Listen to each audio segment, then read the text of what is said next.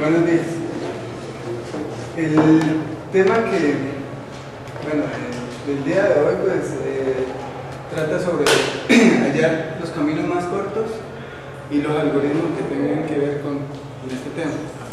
Pues hay muchísimos algoritmos que trabajan, pues muchos no, pues, más o menos algoritmos que trabajan este objetivo, de tratar de encontrar los caminos más cortos en un grafo.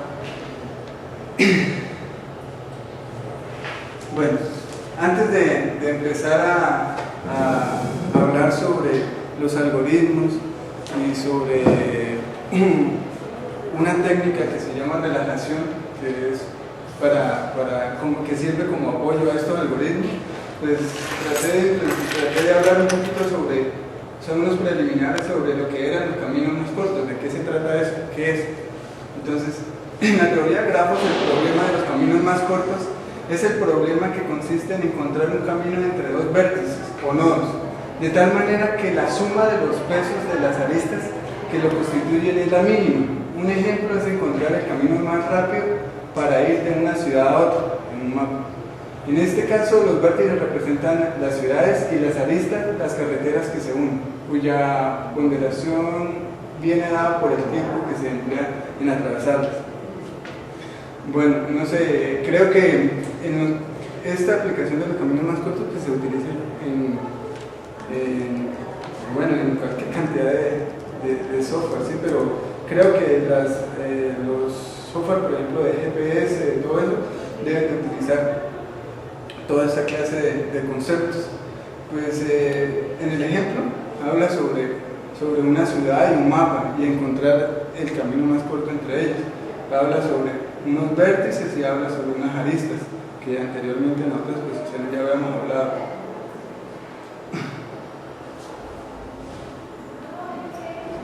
Bueno, aplicaciones de los algoritmos con caminos más cortos. Entonces, los algoritmos de los caminos más cortos se aplican para encontrar direcciones de forma automática entre las localizaciones físicas, tales como direcciones en los mapas callejeros, como anteriormente hablamos. Si un algoritmo representa una máquina abstracta no determinista como un grafo, donde los vértices describen estados y las aristas posibles transiciones. El algoritmo de los caminos más cortos se usa para encontrar una secuencia óptima de opciones para llegar a cierto estado final o para establecer límites más bajos en el tiempo necesario para alcanzar el estado. Por ejemplo, si los vértices representan los estados de... bueno, no estoy muy seguro de esas palabras, ¿no? ¿Qué? ¿Eso es un rompecabezas? Rompecabezas. Sí. Sí. Esa es la traducción. Como un cubo de Rubik. Cada arista dirigida corresponde a un simple movimiento o giro. El algoritmo de los caminos más cortos se usa para encontrar la solución que utiliza el mínimo número de posibles movimientos.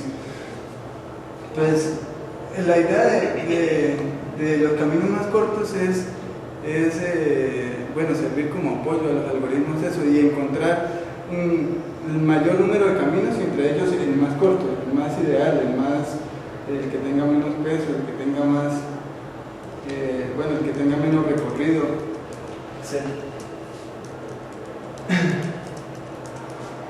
El algoritmo de las telecomunicaciones en este algoritmo es también conocido como el problema del mínimo retraso y con frecuencia se compara con el problema de los caminos más anchos. Una aplicación más colonial de la teoría de los 6 grados de separación, a partir del cual se intenta encontrar el camino más corto entre dos personas cualquiera. Bueno, eso es un ejemplo muy parecido al del mapa que ahorita hablamos. Esto de los caminos más cortos pues tiene muchísima aplicabilidad, inmensa, en muchas cosas, en muchos software, en muchas... sí, para muchas cosas se utiliza. Algunas de ellas, más adelante mencionamos otras, pero algunas de ellas, pues por ejemplo en investigación de operaciones, en instalaciones, no sé, eléctricas, en instalaciones bueno, en tuberías, en redes, sí, en redes se encuentra en cualquier lado que se mire. En facilidad, en robótica, en transporte, bueno, hay inmensidad de partes. Un ejemplo asociado es el problema del viajante de comercio. Es el problema que trata de encontrar el camino más corto, que pasa solo una vez por cada vértice y regresa al comienzo. A diferencia de los caminos más cortos, el cual puede ser resuelto en un tiempo polinomial, en grafos sin ciclos negativos. Este problema tiene una complejidad NP completo y tal como tal no tiene una resolución diferente. El problema de encontrar el camino más corto, bueno, tiene un NP completo, una complejidad. Los algoritmos más importantes para los algoritmos más importantes para resolver este problema. Bueno, de acá pues, por ejemplo, en esa exposición vamos a hablar de algunos de ellos, de no todos, pero la mayoría, pero todos los algoritmos que nombramos ahí tratan de trabajar los caminos más cortos, de hallar una ruta adecuada, una ruta rápida y con los menos posibles pasos. El algoritmo de Dijkstra resuelve el problema de los caminos más cortos entre dos vértices, desde un origen y un único destino. Ese lo vamos a mencionar más adelante. El algoritmo de Bellman-Ford resuelve el problema de los caminos más cortos desde un origen sin la ponderación de las aristas, negativas. Bueno, entre los dos tienen mucha similaridad, se parecen mucho. La diferencia pues radica en que este trabaja con las aristas negativas, con valores negativos, y el de arriba no. El de arriba tiene otras ventajas, pues que al no trabajar con esos negativos pues es mucho más rápido, más liviano, bueno, cualquier cantidad de... Y el de abajo pues mucho más pesado, pero trabaja la parte negativa, más completa, de alguna manera. Pero ninguno de los dos puede tener ciclos negativos. Y bueno, en una parte, en un artículo que encontramos, pues decía que generalmente las personas tratan de utilizar los dos, desactivan uno cuando se necesita y el otro por las ventajas que tienen los dos de alguna manera. El algoritmo de búsqueda asterisco resuelve el problema de los caminos más cortos entre un par de vértices usando la heurística para intentar agilizar la búsqueda. Bueno, sería otra alternativa. Lo vamos a trabajar acá con el algoritmo de Floyd-Urchin. Resuelve el problema de los caminos más cortos entre todos los vértices. Tampoco lo vamos a trabajar, pero en un artículo de comparación entre Floyd, Dijkstra y Bell, habla que este algoritmo también es otro de los más completos, de que se utiliza mucho, de que a veces dejan Dijkstra y Ford y utilizan él porque este tiene otras características adicionales, las de los otros dos que hacen que se pueda de alguna manera también muy competente. El algoritmo de Johnson resuelve el problema de los caminos más cortos entre todos los vértices y puede ser más rápido que el de Floyd-Warshall en grafos de baja densidad. Y la teoría del perturbacional encuentra en el peor de los casos el camino más corto a nivel local. Bueno, eso sería para localizar para cosas más pequeñas, cosas más precisas.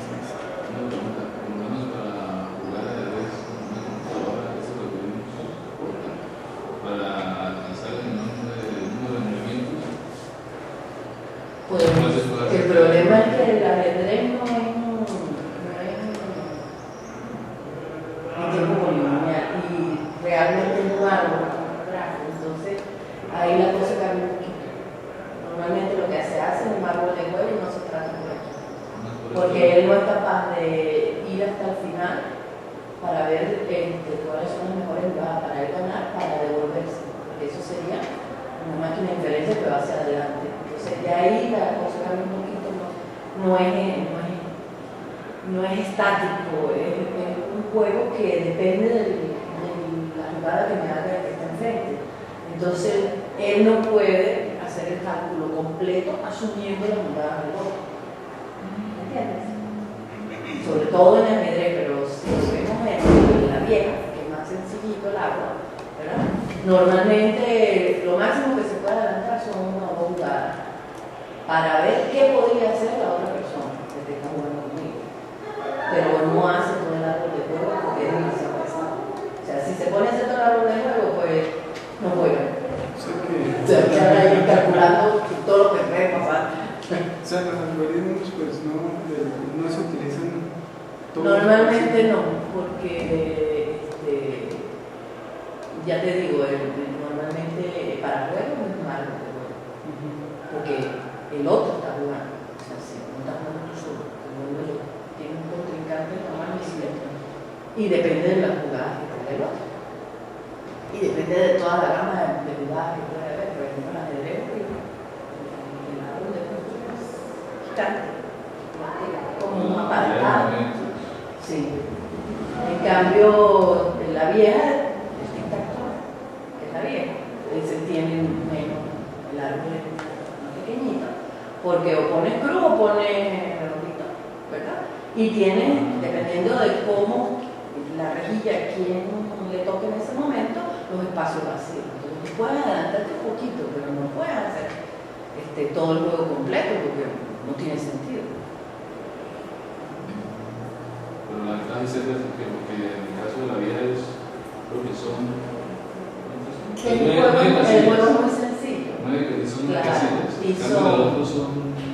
Imagínate, el tablero es más grande, el número de piezas es mayor, las jugadas de cada pieza son diferentes. El caballo se mueve de una manera, el alfil de otra, la reina de otra, el rey de otra, la torre, los peones, todo el mundo tiene diferentes movimientos. Entonces, claro, el juego es mucho más completo, más complejo, por lo tanto el árbol de juego, o sea, nadie lo va a hacer así, ni siquiera la computadora esa que la Carlos fue. Ajá, esa no hacía todo el árbol de juego. Esa lo que tenía era heurísticas para escoger la mejor jugada en el momento que le tocaba. Heurísticas, claro, de jugadores. O sea, no había redes neuronales, pero, o sea, así como la red neuronal aprende del entrenamiento que yo le pongo, o sea, yo la enfrento contra el problema, y ella, en la medida que va viendo los resultados de estrategia que toma en cada momento, va aprendiendo si esa estrategia fue buena o no, y la va, como el ser humano. Si cada vez que yo llego temprano tengo que esperar, entonces ya la próxima yo me llego temprano. Perfecto, ¿verdad? Vamos a ver, uno aprende, es facilito. Entonces, la idea es que el programa que yo hago tenga la capacidad de almacenar conocimiento de experiencias pasadas. Pero ya eso no es análisis de algoritmo, ¿verdad? Eso es inteligencia artificial.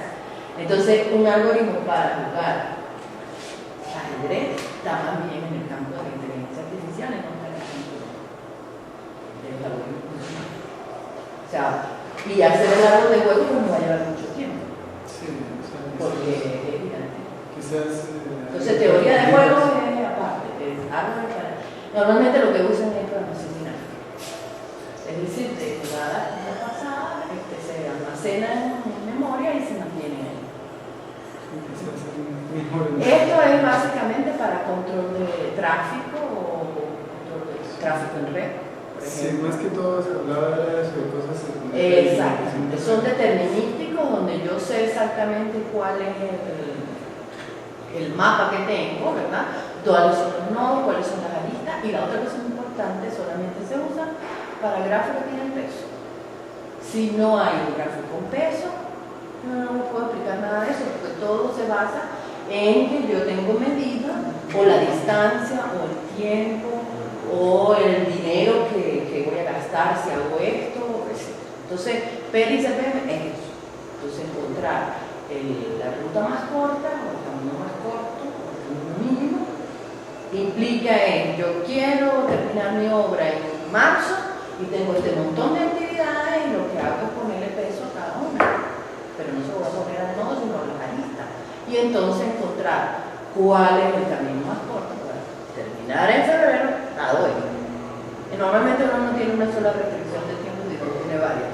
Tiempo, dinero, personal, etc. Entonces ya ahí la cosa se complica un poquito, ¿no? Entonces, la idea es jugar con eso y entonces uno coge cuál es el que uno necesita. Pero lo que sí está claro en lo que dijiste es que tiene que ser el más corto y no el más largo. Porque para el más largo es el problema del viajero y entonces ya no hay solución polinomial. Si no entramos en el mundo de Sí, este es el camino. entonces, estos son con solución Sí, todos. polinomial. Pero a usted no le toca ni Flow ni Johnson. Eso no lo vas a dar. Pues no, No, yo ¿verdad? veo la lista de relajación, Distract, Berman, Ajá. y ya. yo decía relajación, no tengo que ver, no. Es solamente la sesión.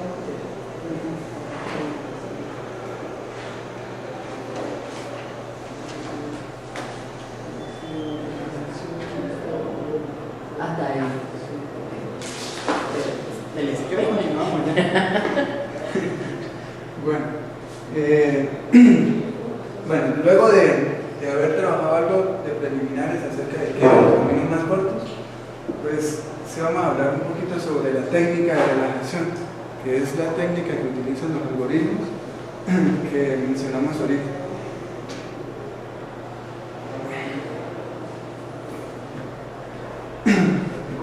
Bueno, los caminos más cortos de la relajación. Para hacer más entendibles los algoritmos de los caminos más cortos es esencial comprender la técnica de relajación. O sea que de alguna manera se basa en eso, se basa en esa técnica o se tiene que tener en cuenta. La relajación es el método mediante el cual se hace decrecer la cota superior en el peso actual del camino más corto hasta que iguale a la cota del camino más corto. Bueno, ahorita más adelante nos cuenta. Los algoritmos utilizados en este trabajo utilizan la técnica de relajación anteriores mencionados. Para cada vértice B, mantenemos un atributo de B, una frontera superior del peso de la ruta más corta y de la frontera S a S, que son los subconjuntos que van agregando a los vértices. Y A de B se le llama un estimado de la ruta más corta. Es un ejercicio para que quede más claro. O sea, un algoritmo común y corriente pues sería el que arriba se muestra así. Y la técnica de relajación pues sería lo que abajo hace.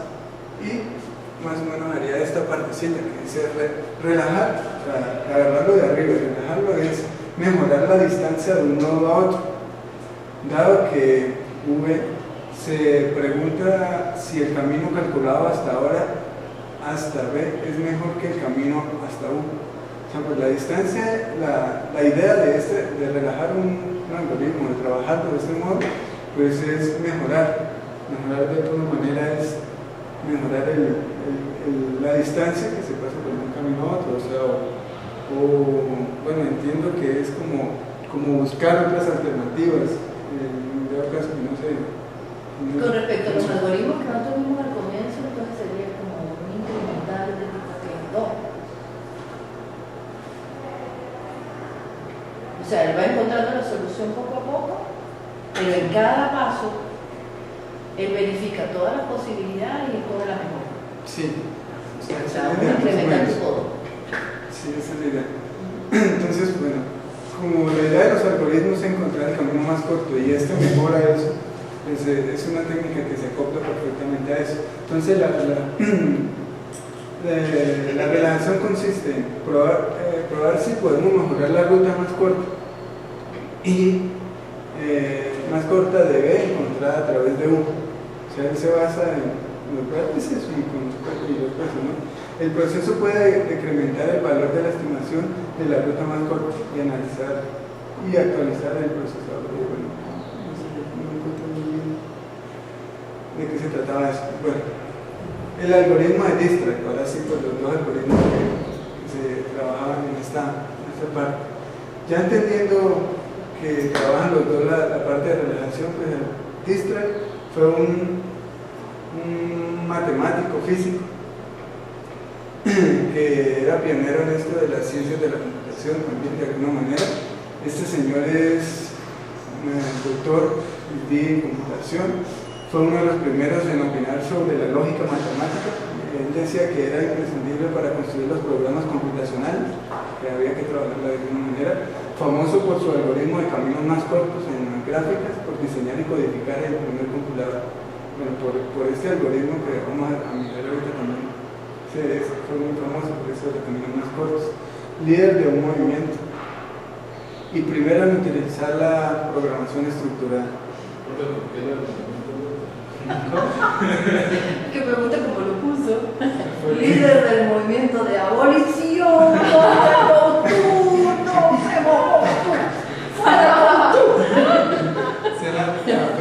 Eso era lo que yo le había dicho, no sé si se lo dije a usted, a lo mejor se lo dije con los de programación. Antes uno no tenía la visión de la programación estructurada, entonces uno programaba, cuando quería salirse del conjunto de instrucciones que tenía para ir a otro lado, uno hacía el go-to. Entonces los programas eran go-to y entonces uno se iba para el otro lado, no había su programa. Y después que hacía el pedacito que le tocaba hacer, go-to, otra vez volvía para acá. Y entonces aquellos programas eran horribles. Y entonces le pusieron programación espagueti. Entonces, para hacer mantenimiento de un programa donde hay un montón de go-to, eso es horripilante. Porque uno va y viene. Entonces, el mantenimiento es muy pesado. Y estos señores, él y el otro de Pascal, Willy Dachter, dos europeos de Alemania, Suiza, ¿okay? Entonces ellos dijeron, no, pues, no vamos a avanzar nunca. Oye, pero vamos a ver teóricamente qué es de las instrucciones que tiene un lenguaje de programación.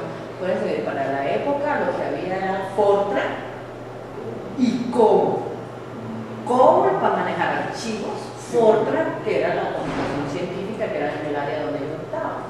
Entonces, dicen, no, vamos a ver, de todas las instrucciones que nosotros tenemos, vamos a hacer una abstracción, que es lo que hacen esas instrucciones, y entonces que ellos se dan cuenta que hay un grupo de instrucciones que el procesador llega, las hace y continúa, que son estructuras secuenciales. O sea, hay una instrucción que dice lea, escriba, asigne, y cuando el procesador llega con una máquina von Neumann, llega la instrucción, la hace y continúa. Porque todos los programas se hacen de arriba hacia abajo, no hay manera de modificarlo. ¿Cómo yo lo modifico? Con una instrucción que es go-to, a otro lado, para el lado que yo quiera, o con un if, con una estructura de decisión que dice, si pasa esto, haz este pedacito y continúa. O si pasa esto, haz este pedacito, y si no pasa eso, haz este otro pedacito, pero tú también continúa. Entonces él, cuando vio eso, dijo, bueno, cualquier programa en este planeta con esa máquina de un Neumann, que la arquitectura de todos es esa, bien sea que tenga muchos procesadores, que tenga uno solo, todos los procesadores trabajan de esa manera secuencial, que son máquinas secuenciales. Todos los programas de este planeta se hacen con esas dos instrucciones, o secuenciales o de decisión, no existe más nada. Ustedes dicen, bueno, ¿y por qué tenemos el while y tenemos el for? Que en Fortran se llama el do. Resulta que internamente el compilador, para implementar un do o un for, utiliza un if. O sea, a la hora de la chiquita, cualquier programa de este mundo se hace con esas dos instrucciones. Y entonces aparece la publicación de la programación estructurada, que es donde ellos no demuestran matemáticamente que cualquier programa que se corre en una máquina von Neumann solamente necesita un if y una estructura secuencial. Y con eso se hace cualquier cosa, y por eso abolimos el go-to. Entonces, cualquier programa que tenga un go-to, uno lo puede transformar quitándoselo, poniendo una estructura de programación estructural, o secuencial, o de decisión, o de repetición. expresión que al final de cuentas internamente se hace con un if, pero bueno, la podemos utilizar porque está en los lenguajes de programación. O sea, más que todo, o sea, porque llamaba a otros archivos de otra cosa, como COBOL es de puros archivitos. ¿Sí?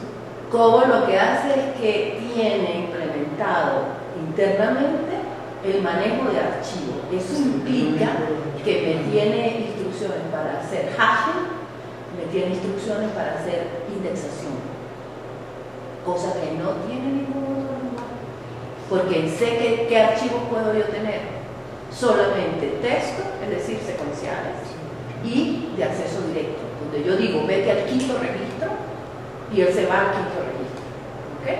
Pero yo tengo que saber que qué quiero en el quinto registro, que eso es un problema, ¿okay?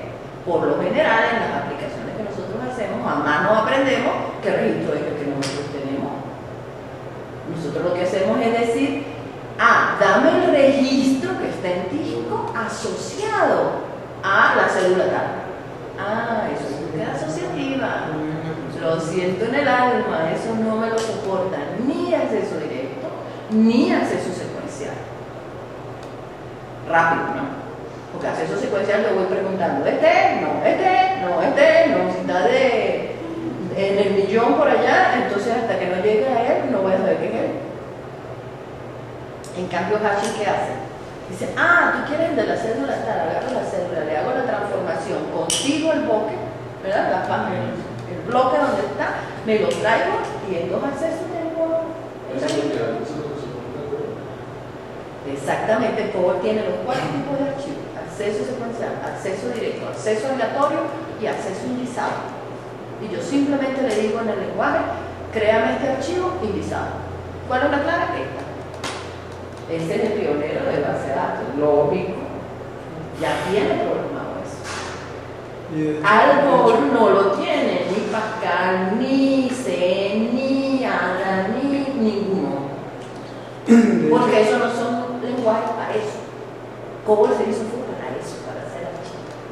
Cuando aparece base de datos, entonces COBOL dijo, ya lo dejaron de usar porque ya existía pero, profe, yo he leído que COBOL todavía se utiliza muchísimo en los bancos, y de hecho ahorita hay, por ejemplo, fuerzas de trabajo, mira uno y necesitamos ingenieros para que utilicen COBOL. Porque es que toda la vida se usó COBOL para eso. Ya va a quedar lo que es. Y existe un lenguaje que es una mezcla de Fortran con COBOL, que es PL1, casi BM, que dijo, bueno, la computación científica es en Fortran y la computación administrativa manejo archivos de COBOL. Entonces vamos a hacer PL1, que usted puede usar cualquiera de las dos cosas, pero entonces el compilador es muy pesado. Pero o sea, si COBOL es tan bueno, ¿por qué casi no lo utiliza? Porque, por ejemplo, yo porque base de datos como control. Exactamente. Pero, por ejemplo, antes pues había justificación porque cuando COBOL era como tan difícil, y había pocas personas ahorita que manejan el segundo test, manejar algo de COBOL, de pregrado. Pero bien, hasta encontré que ya hay software gráfico de COBOL y eso, ya hacen los botones así como lo hacen un Visual Basic. El Visual COBOL. Sí. Sí, porque en realidad aunque tiene el soporte de esos archivos, el problema es que el acceso a datos rápido, la inteligencia, la tiene el manejador de base de datos. Entonces, usar COBOL es como usar tecnología de los años 60, cuando tienes una cosa que te puede manejar los archivos más rápido. Porque el manejador de base de datos es capaz de decidir si él va a hacer un hashing o si va a hacer una búsqueda secuencial en el momento que yo hago la consulta. En cambio, en COBOL no, porque COBOL es programación imperativa. Yo le digo, abre el archivo indexado y solamente usa ese. Esa es la diferencia.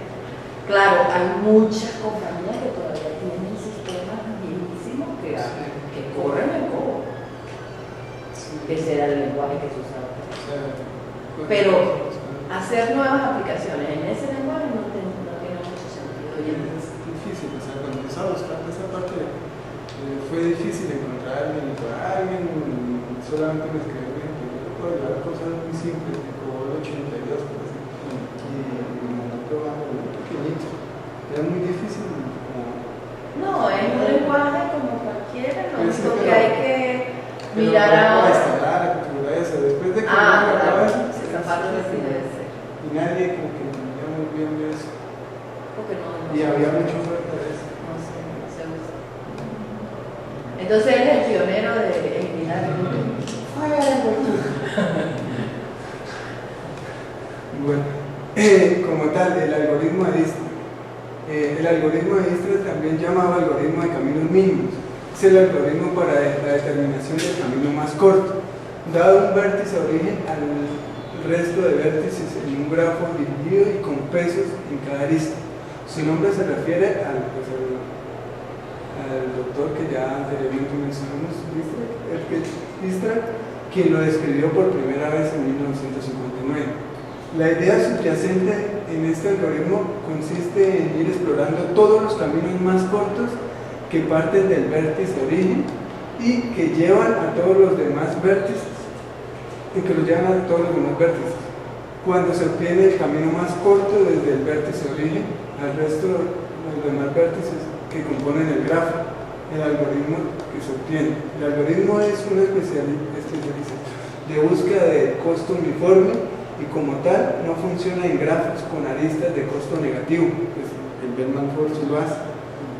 Al elegir siempre el nodo con distancia menor, pueden quedar excluidos de la búsqueda de nodos que en próximas iteraciones bajarían el costo general del camino al pasar por una arista con costo negativo. Es decir, que cuando él va seleccionando en cada nodo, no mira para atrás, por eso no puede tener costo negativo. Así que si pasando por una lista, por un nodo, va a otro cuyo camino es negativo, que le restaría, porque está sumando, ¿okay? Que le restaría, él no es capaz de controlar esa.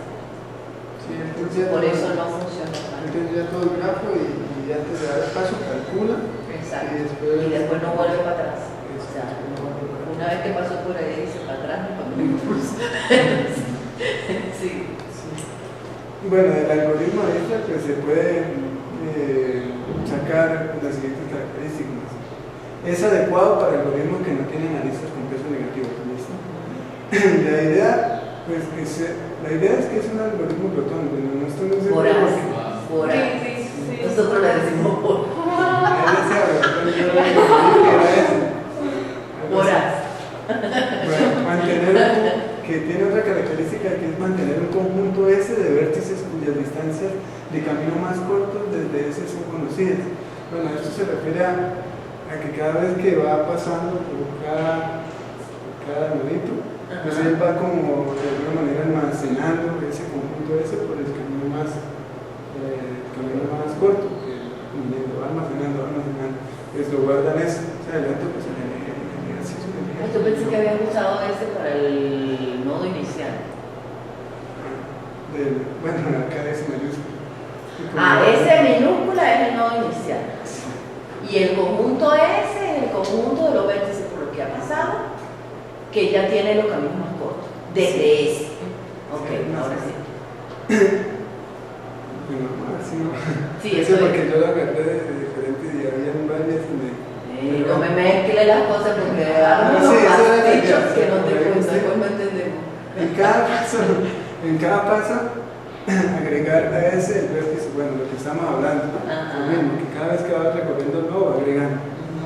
Actualizar los estimados de distancias para los vértices adyacentes. Pues esto se refiere a que cada vez que llega un vértice, bueno, ya hay salidas, pues actualiza los pesos de todos y recalcula, vamos así. Y cada vértice es escaneado a lo más una vez, por lo menos, y por lo tanto relajado a lo más una vez. Bueno, como ya pasó por ahí, no se va a volver a calcular. Entonces, una vez pasa por ahí, ya listo. Bueno, en resumen, él resuelve el problema de las rutas más cortas desde una sola fuente, con un grafo dirigido y pesado, pues. Y con peso. Sí, con peso de esa manera. Para el caso en que los pesos no son negativos, ¿cómo funciona este algoritmo como tal? ¿Cómo trabaja? Entonces, teniendo un grafo dirigido ponderado de n nodos no aislados, sea x el nodo inicial, un vector d de tamaño n, igualará al final del algoritmo las distancias desde x al resto de los nodos. O sea, un grafo dirigido con peso y conexo. Sí. Bueno, acá ya dice que el estado inicial es x. Ahora cambiamos, ahora se llama X. Para las aplicaciones. En el ejemplo, pues agarramos bien. Tenés que arreglar eso. A todos los que Entonces, la idea es inicializar todas las distancias en D con un valor infinito relativo, ya que son desconocidas al principio, exceptuando que la de x que se debe colocar en 0 debido a que la distancia de x a x sería 0. Bueno, eso se refiere al numerito, ¿sí? El valor. Sea a igual a x, tomamos como nodo actual, como nodo inicial. Recorremos todos los nodos adyacentes de A, excepto los nodos marcados. Eso lo llamaremos B sub. Bueno, la idea de él es, ¿qué es esto? La idea de él es que el nodo inicial pues se va a caracterizar por tener pues dos variables, sí. Bueno, este y este que indica el nombre del nodito y este que indica el peso, pues allá lo que me está refiriendo es que La distancia. Sí, o sea, está refiriéndose a que una cosa acá lo vamos a llamar, no sé, a su i o b su i o b su i, y otra cosa acá lo vamos a llamar b su i, acá otra cosa lo vamos a llamar, no sé, a su i. Sí, por las tantos nodos y tantas pesos que vamos a utilizar.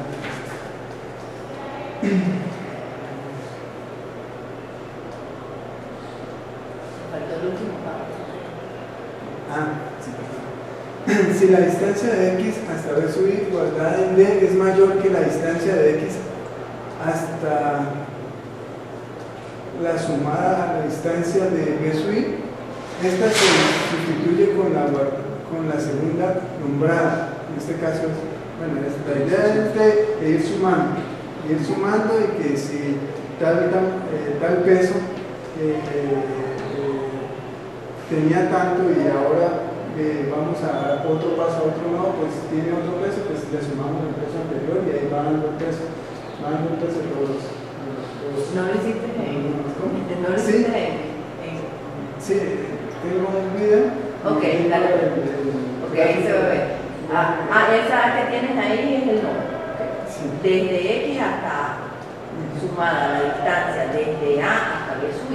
Eso es ir desde X hasta B sub I pasando por A. Entonces suma, ¿verdad?, la distancia que tiene actualmente a la posibilidad de ir a ese nodo pasando por el nodo intermedio que es A. Si uno de esos es más pequeño, él toma el más pequeño. Eso es lo que va a hacer. Y de esa manera él va cambiando la distancia.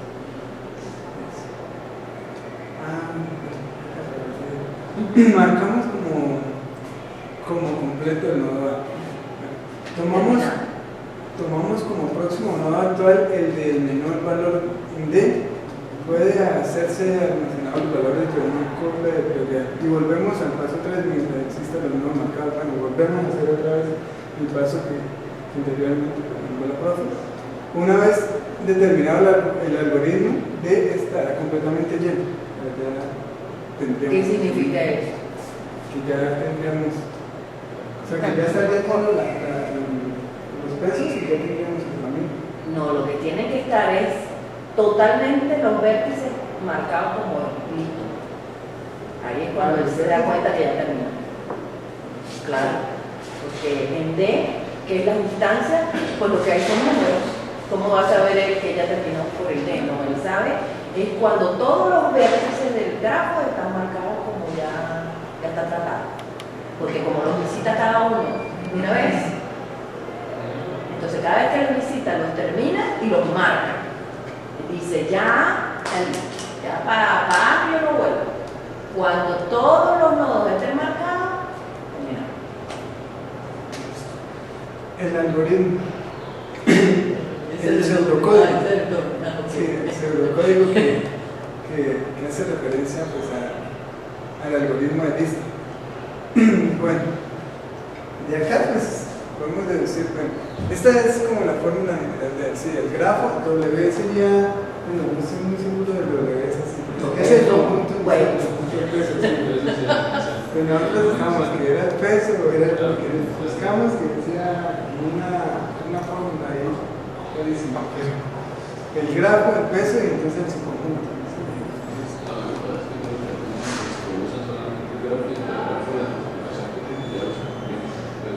Ajá, ¿qué implementación de grafo soporta Dynamo?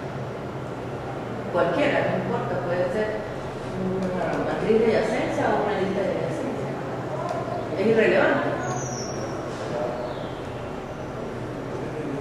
Es irrelevante, parece.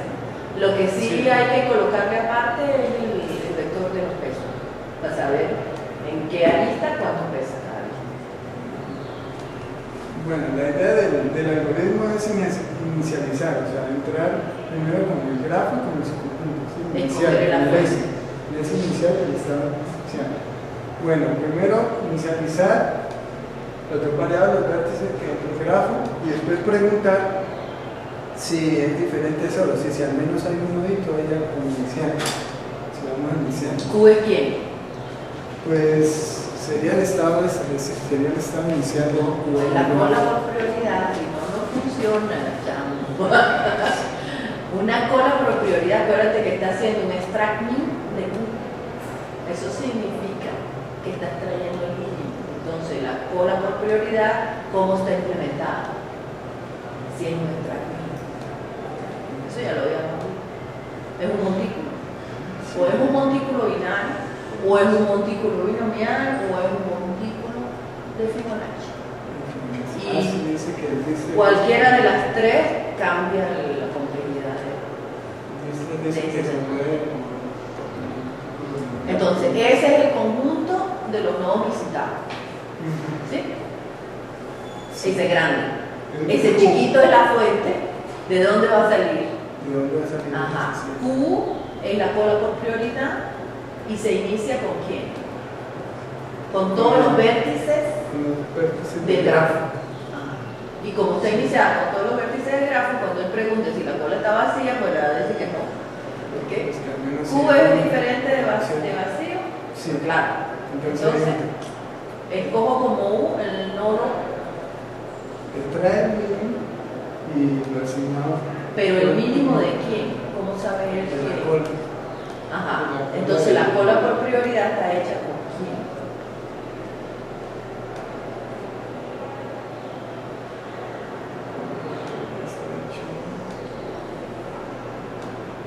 Porque él está diciendo ahí que está iniciando la cola con los vértices del grafo.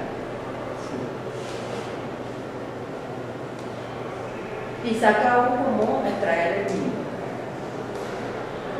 O sea, esa cola por prioridad no es una cola por prioridad normal y corriente, tiene que tener un criterio para saber cuál es el mínimo. Tiene que ver con los pesos, ¿verdad? Entonces, U va a ser el nodo al cual se puede ir desde ese con el mínimo peso. Entonces, en realidad, la cola por prioridad está hecha con los pesos asociados a los nodos adyacentes desde el nodo en el que estoy. O sea, la U simplemente sería o para allá o para abajo. O sea, Uno de los nodos adyacentes a ese que acaba de que tiene el peso mínimo en el área, que va desde él hasta acá. ¿Ok? Bueno, y esa mayúscula sería el subconjunto que... Ese es la escogencia de la víctima, por eso es un algoritmo voraz y es incremental de tipo 2, porque él no escoge cualquier nodo adyacente, sino que escoge el que tiene el mínimo peso. Entonces, como está seguro que es el mínimo peso, lo anexa a la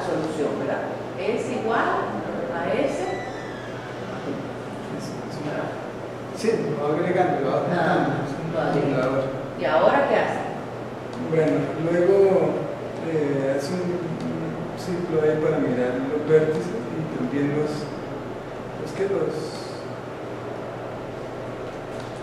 juntaría también. Los juntaría también.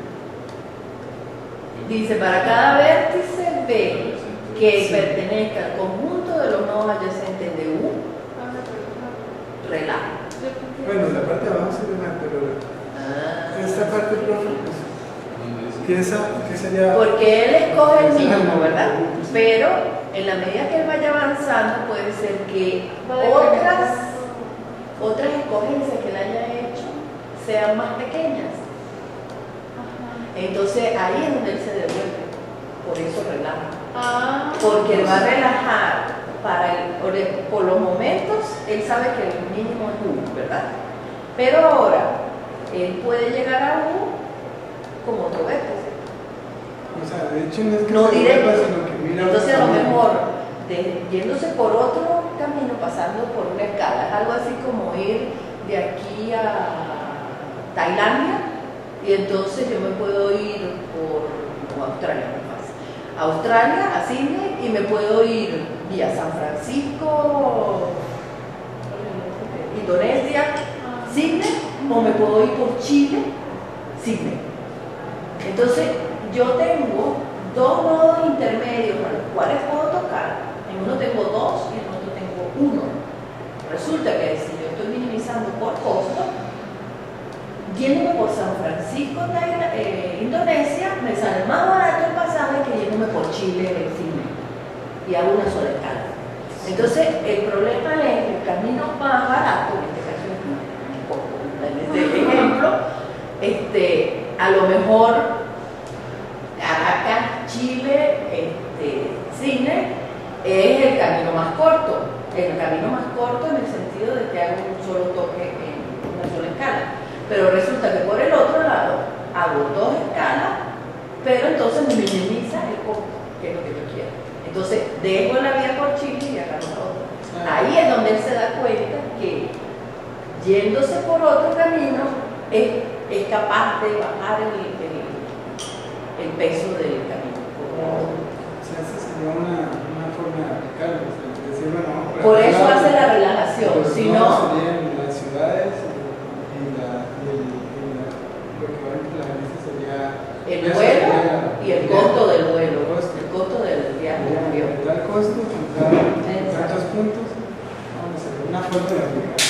Sí, pero esa es la idea del algoritmo. Ese for ahí, esa repetición, ¿verdad? Es precisamente para verificar, aunque él sabe que yéndose de S a U tiene el mínimo peso ahorita, él va a verificar que no hay otro nodo intermedio que me permita ir de S a U, pero pasando por B, que haga que sea más pequeño todavía el costo. Y si eso es así, es cambio la solución. No escoge a U, sino pasando por B. Bueno, puedo sacar De los axiomas de Dijkstra, el teorema del algoritmo de Dijkstra es correcto. El algoritmo de Dijkstra es ejecutado sobre un grafo pesado y dirigido con tales características como una función de peso no negativo W y una fuente S. Termina de la siguiente manera. Para todos los vértices U que pertenecen a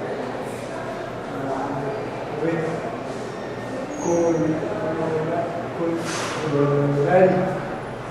Si ejecutamos el algoritmo de Dijkstra sobre un grafo pesado y dirigido, una función de peso no negativo W y una fuente S, entonces la determinación de su grafo de los organizadores un árbol de rutas más cortas como ese como país. Profe, una pregunta. si te regresas al anterior,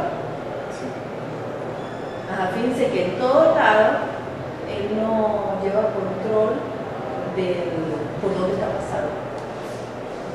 Entonces, Él busca y va a pasar. él encuentra el camino más corto, pero no me dice cuál es el camino más corto. Ese es el problema. Entonces, lo que se va a hacer el G sub pi que tiene ahí es el subgrafo predecesor para él acordarse por dónde pasó. Y entonces ahí encuentra la ruta. O sea, la almacena. Hay que almacenarla porque el algoritmo que presenta Dijkstra al comienzo, él calcula la ruta más corta, pero no me dice cuál es. O sea, el algoritmo nunca lleva control de por dónde pasó. O sea, él lo hizo, lo hace bien, pero no me dice para ir de ese a, qué sé yo, de Caracas a Sydney, vete por San Francisco, Indonesia, sí. O sea, esa ruta no me la dice, me dice cuesta tanto, pero no me dice cuál es. Entonces por eso hay que ponerle el subgrafo predecesor para entonces acordarse de cuál es el camino que es. Quizás lo hizo y dio la respuesta, pero si te preguntan otra vez, no toca volverlo a calcular. Pues yo hubiera dicho, pues póngale un primo para que sepa cuál es. No, porque va a pasar. Pero bueno, bueno, acerca de la complejidad de este algoritmo, entonces, en el tiempo, bueno, esto es un poquito regular la traducción, aunque coloqué acá la marca Wiki, porque en Wiki también hay otra partecita donde hablaba de, bueno, de diferente manera, con diferentes palabras, digamos así, de la complejidad. Ahí tengo la página, pues si está más entendido. Esto era lo que aparecía en el libro de Economy. Entonces, el tiempo de ejecución del algoritmo ahí depende sobre cómo esté implementado, cómo esté trabajado ese algoritmo. Considere primero el caso en el cual nosotros mantenemos la mínima prioridad que por tomar ventaja de los vértices iniciados, primero la numeración de 1 a b. Bueno, acá de resaltar algo es que algunas veces las inserciones son de este tipo y otras veces son de este tipo. Este tipo, pues, cuando se tiene en cuenta que los vértices, todos los vértices por la indicación. Eso es como algo a resaltar ahí. Y aquí hay otras aplicaciones diferentes. En Wiki, de hecho, hay otras aplicaciones diferentes a las que están ahí. Yo hice un punto rápido para enviarlo con cuidado a la internet. por eso lo colocamos así. Sí, me dijo, bueno, Wiki no es seguro, cualquier persona no es lo diga, seguro. entonces no sabemos si es el que diga ahí, es verdad. Igual lo colocamos, creo que hay la Wiki para acordar que quizás haya otra interpretación, otra, bueno, con las mismas palabras quizás, pero con otras interpretaciones diferentes. Y acá lo importante pues es que este algoritmo, eso se puede implementar por medio de un múltiplo uninomial binario o por medio de un múltiplo de Fibonacci, que es lo que usted hace poquito comentó. Bueno, la que ya dijimos, que la cola por prioridad es una estructura de datos que se implementa. O sea, el concepto es el mismo, pero yo puedo hacerlo con un montículo binario, con un montículo binomial, con un montículo de Fibonacci, con, qué sé yo, puedo incluso ordenar antes de sacar el mínimo, pero eso sería horrible, ¿no? Porque sería la complejidad del algoritmo de ordenamiento, pero lo ideal es que uno use un montículo construido por el mínimo, pero dentro de los montículos construidos por el mínimo, pues hay las variantes. Entonces, el más rápido es Fibonacci. Es más rápido, pero es más complejo a los algoritmos. Entonces, bueno, no se puede ganar de todas, si uno quiere velocidad, pues tiene que hacer bien la implementación de Fibonacci. Bueno, entonces como conclusión de este algoritmo, para pasar a hacer un ejercicio, entonces es un algoritmo voraz, porque siempre elige el vértice más ligero o más cercano en B, con su conjunto S, para añadirlo al subconjunto S. Dijkstra calcula las rutas más cortas y cada vez que se añade un vértice a U al subconjunto S tenemos lo siguiente. O sea, él asegura que en el momento que él lo añade con el for each que tenía, él encuentra el camino más corto desde S hasta U porque va a probar también los no interferentes.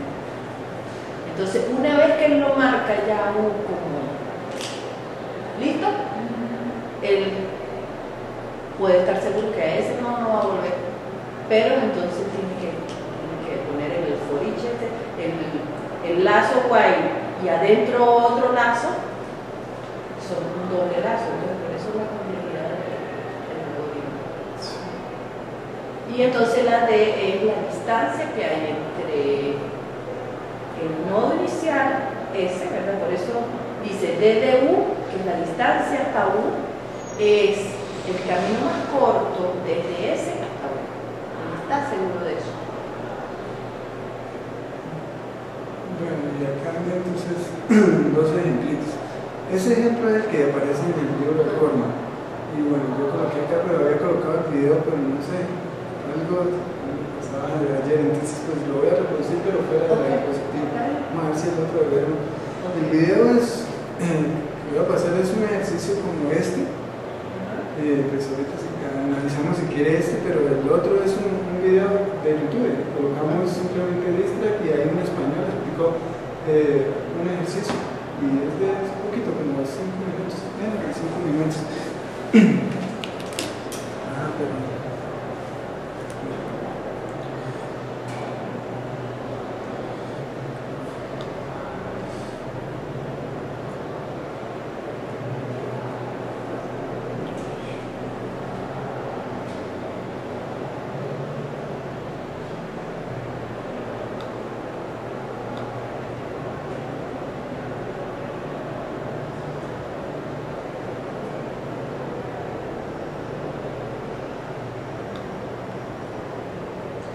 Vamos a ver cómo hallar el camino más corto entre dos vértices mediante una resolución gráfica siguiendo el algoritmo de Dijkstra.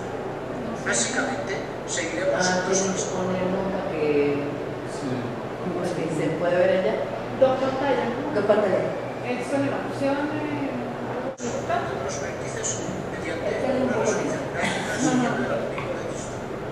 Básicamente, seguiremos dos fases. Exploraremos aquellos vértices que nos conducen al consumo de origen en algún vértice que no suma, por lo tanto está dentro de su conjunto solución. Y dos, incorporar a ese aquellos vértices que estén más cercanos al origen después de la exploración, es decir, constante. Para ello utilizaremos dos marcas básicas. Las etiquetas B sub I nos indican las distancias más cortas para llegar a este nodo obtenido hasta el momento. Y T sub I, el nodo que precede ahí, en el camino más corto hasta el momento. Igualmente colorearemos aquellos nodos que tengamos ya dentro de su conjunto, igualmente todas las aristas, que ya sean esperadas. Empecemos pues así con el siguiente ejemplo. El objetivo es hallar un camino más corto entre A y F.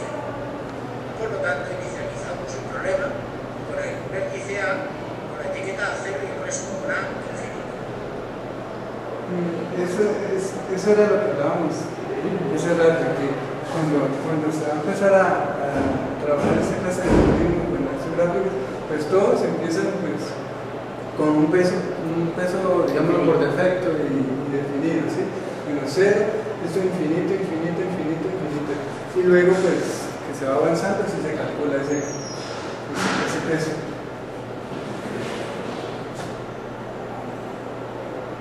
Una vez hecho, empezamos con el vértice origen y analizamos todas sus salidas para recalcular las etiquetas de sus destinos. Por ejemplo, para ir de A a C, tenemos un coste inicial de 0 más 2 de coste del camino, por lo tanto la nueva etiqueta será A2. Repetimos el proceso para B y para D. Y vemos nuevas etiquetas, A1 para B y A8 para D. De entre estas etiquetas analizamos la que tiene un coste menor, en este caso la A1 asociada a B. Por lo tanto, indicamos que D está en el subconjunto y que hemos analizado el camino, pintándolo de otro color. Asimismo podemos tachar las etiquetas de la iteración anterior. Repetimos ahora el proceso teniendo en cuenta que tenemos los vértices A y B en nuestro subconjunto solución. Por tanto, recalculamos todas las etiquetas que ahora estamos indicando. Por es más 1. Luego podemos tachar las etiquetas de la iteración anterior.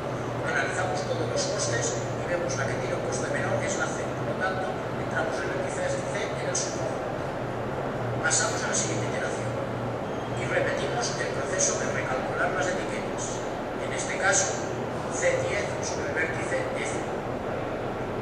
Analizamos los costes, tachamos las etiquetas de la iteración anterior y vemos que la que tiene un coste menor es la que está situada sobre el vértice E de origen B. Por lo tanto, entramos en el subconjunto. Como última iteración, volvemos a recalcular las etiquetas. En este caso, tenemos que recalcular la de F, ya que tenemos en el subconjunto. Y vemos que la nueva etiqueta será 4 más 4, 8, viniendo de E.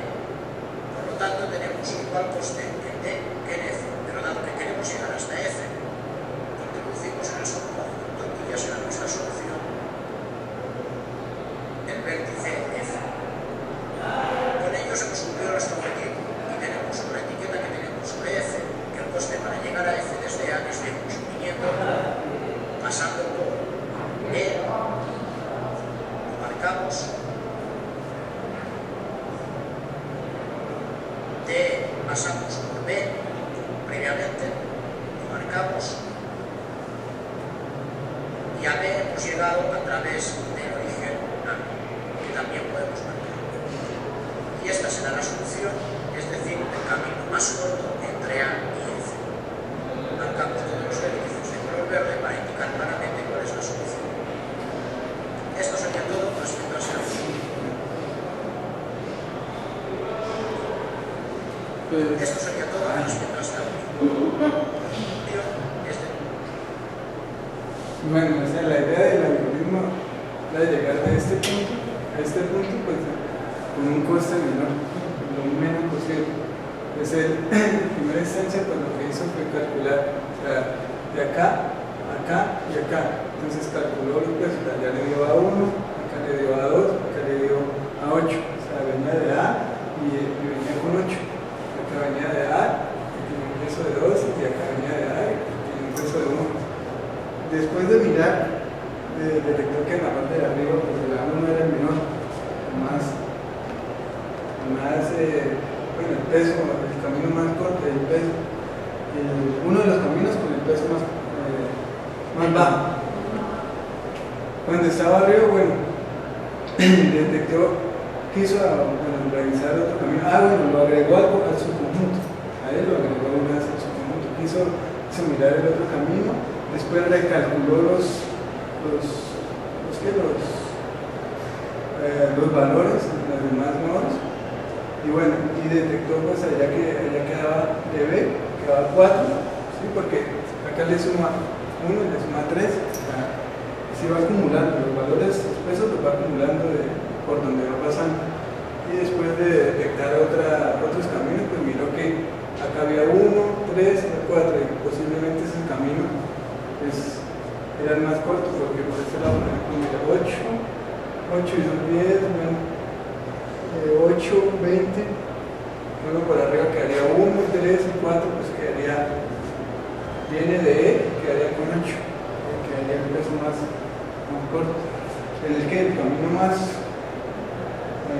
corto, de comillas, porque otra lista más, otro lado más, pero el peso sí era más liviano. Entonces, pues, sería más o menos de ejemplo en cada cosa.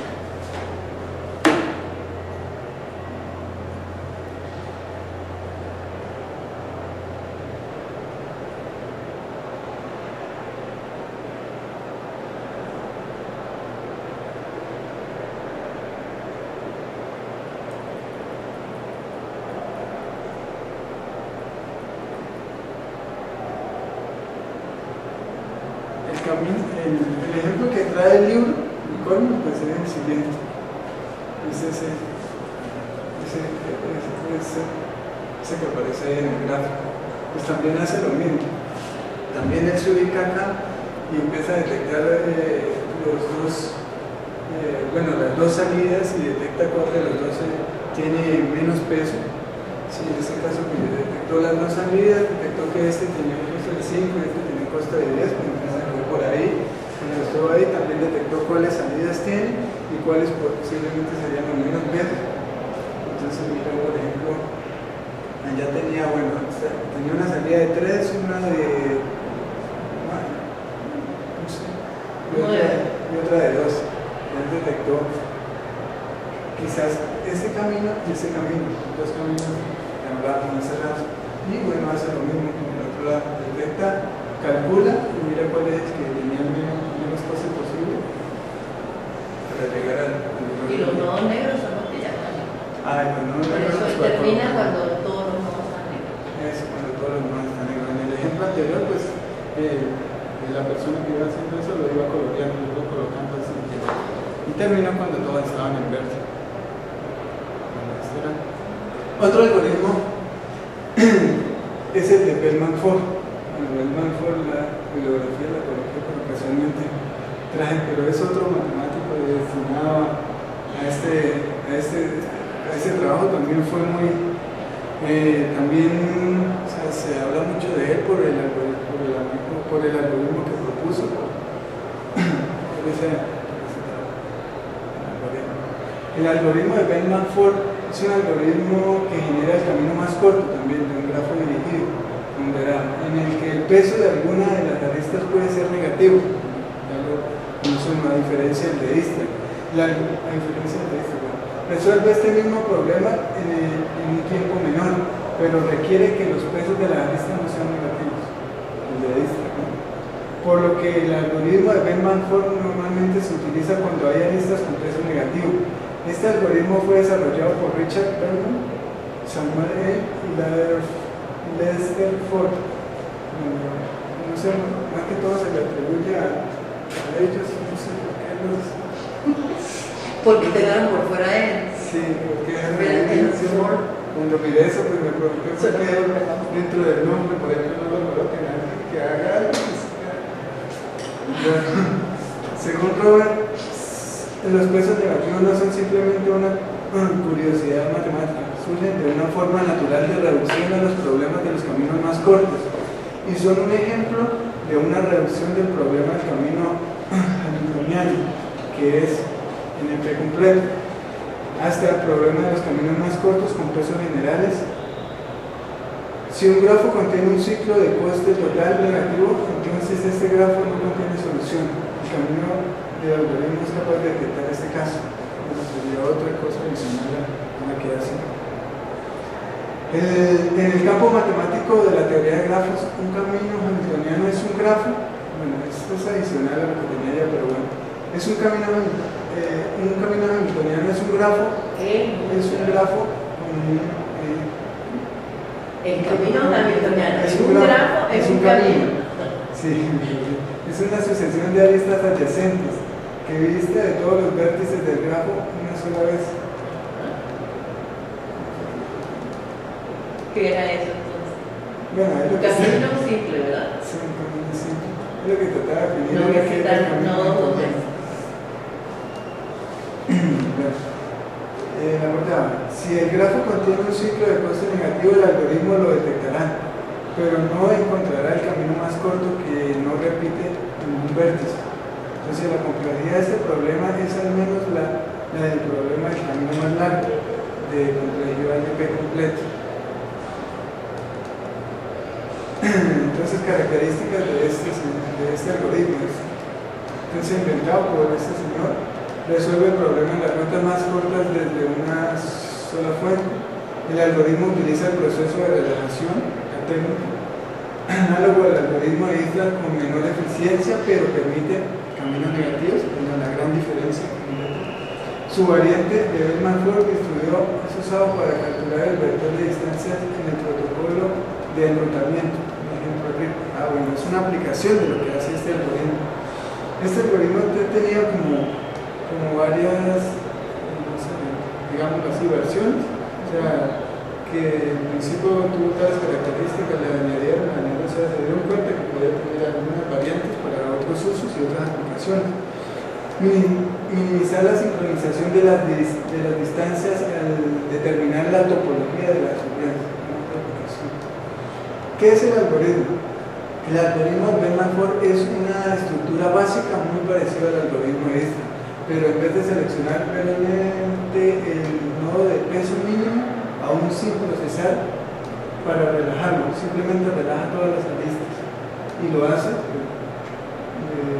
vértice menos 1 veces, siendo B el número de vértices en el grafo.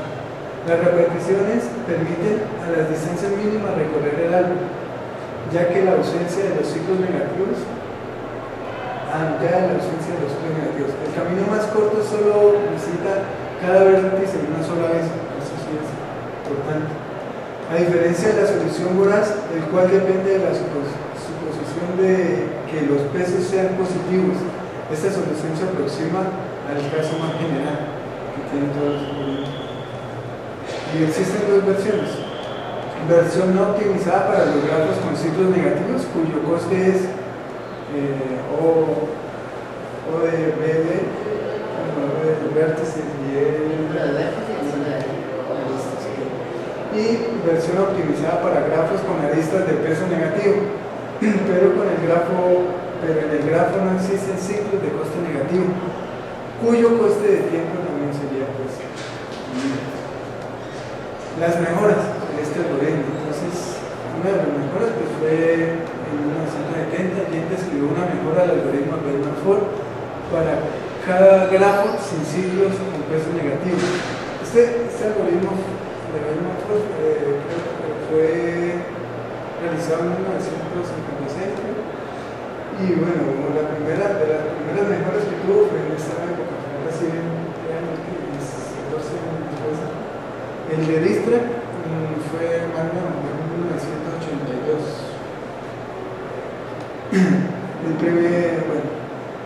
Jent escribió una mejora del algoritmo de Bellman-Ford para un grafo sin ciclos con peso negativo.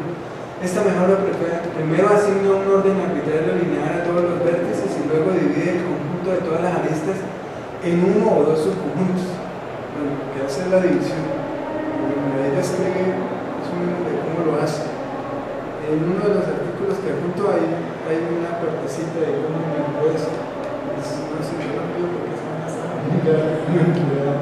lo envío porque está largo, sí, bastante enredado, pero está junto de cómo. ¿De qué parte fue la que se le dio ese algoritmo? ¿Cómo funciona? Progresivamente decrementa un estimado de B sobre el peso de la ruta más corta de fuente S a cada vértice B, hasta que llega al peso real de la ruta más corta. Los pasos para eso serían: primero, inicializar. Hace B-1 pasada sobre los arcos. Relaja cada arco del grafo una vez. Chequea si hay un ciclo con peso negativo y si hay, se regresa. Y si no, se regresa y coloca una bandera. ¿Sí? Tiene una bandera y si no, pues activa la bandera. El algoritmo. El algoritmo pues, sería el que escribe ahí. Bueno, tenía una variante muy pequeñita en otro libro, pero este era muy breve. Este me aparece en el código, sí. También, al igual que en el otro, entonces también vendría el grafo, los pesos y el subconjunto inicial es. Inicializaría el grafo y el S inicial, el de la entrada. Haría un ciclo que empezaría, bueno, desde el primer vértice hasta un vértice. Claro, si arranca en ese, lo que tiene que hacer es quitar ese del conjunto.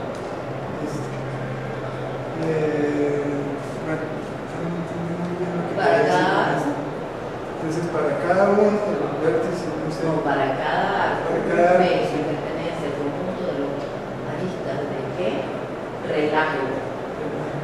Entonces, llama la rutina de relajación que tú la ves poniendo. Sí, la rutina, sí, la rutina. Entonces, esa es la diferencia que tiene con Dijkstra. Calcula el mínimo, trae el nodo y lo asume que va a estar en el conjunto. Y después relaja. Este va a relajar todo primero y después el que va a seleccionar el mínimo a la misma distancia, que es en el if que está abajo. Si desde ese hasta B es mayor que la distancia de hasta U, de ese hasta U, más el peso que hay de U a B. O sea, si eso es así, regreso falso. Ah, esa era la bandera que nunca.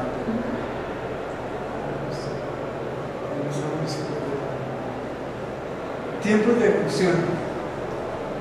Los tiempos de ejecución, pues bueno, ya hablamos, o sería el vértice de la lista, o el vértice de inicialización, que iría de esa manera, y cada pasada, pues sería menos uno total, por mínimo, y el ciclo, pues sería. Paso para atrás.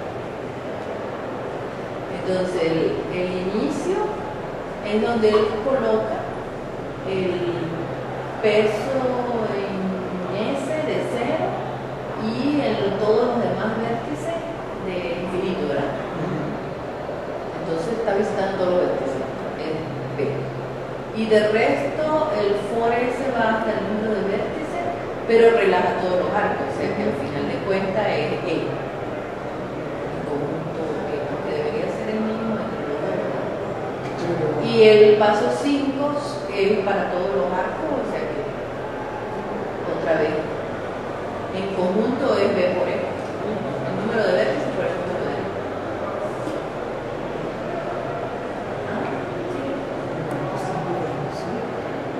Y las conclusiones, lo que más se puede presentar de verdad. Entonces, el algoritmo utiliza el proceso de relación y progresivamente decrementa un estimado de B sobre el peso de una ruta más corta de la fuente S a cada vértice B, hasta que llega el peso real de la ruta más corta. El ejemplo que me parece que fue, bueno, también te he oído, pero era precisa. No sé, lo ejecuté esta mañana, pero a mí no me funcionó. Pero yo sí que yo quiero darle. Ah, el video. Sí, no me funcionó esta mañana. Yo lo apunté. Ajá. O sea, bajé un programita, un código que se llama Office. Y entonces él solo lo reproduce y lo cambia el formato y todo, como que no hay problema. Pero eso lo hice esta mañana y no me funcionó. Creo que se me quedó el archivo. Pues tengo ese ejemplo. Bueno, ese es el mismo que yo Sí. Lo coloco. tienen en el. Anexos por los documentos, un resumen que hice para darse a todos. Ay, ¿cómo anexaríamos eso? Yo soy. Bueno, ya está grabado ahí, ya no hay que El anexar. problema es que acumulamos muy mal. Y este video pasa de hecho de ruido. Pero en el PDF, cuando arreglen aquí, ponen la dirección donde ellos pueden bajarse el Pues video. este resumen de la exposición, ahí en eso está todo lo que trabajamos. Sí, pero para ponerle en la página yo lo